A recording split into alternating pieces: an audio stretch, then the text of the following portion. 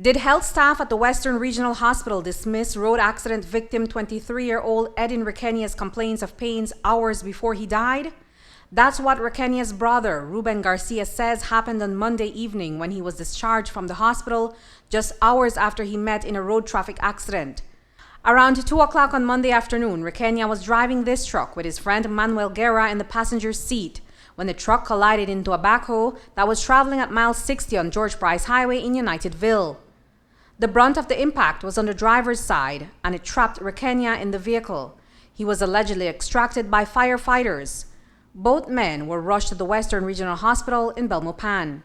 That's where Ruben Garcia met his brother around 4 o'clock that evening. When I got there, he looked all weak, and first thing he asked for was some water. And I asked, there was a nurse there, and I asked her if I could give him some water.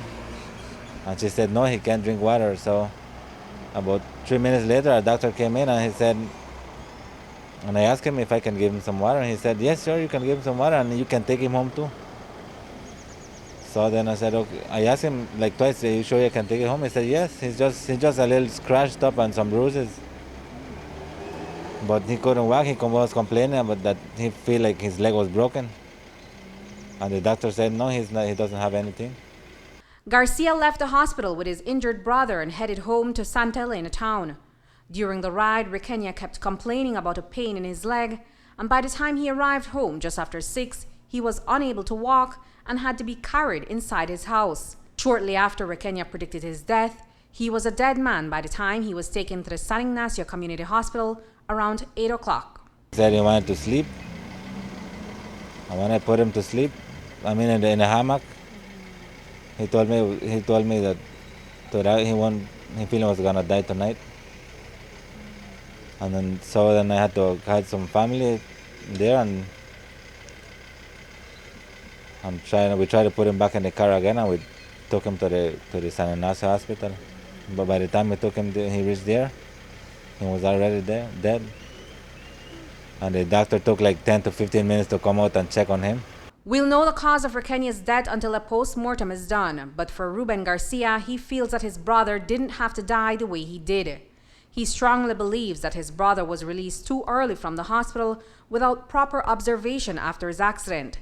Garcia alleges there was negligence on the part of the team that treated and released his brother. I had like big bruises, but he did have one bruise. The biggest one was like on his abdomen.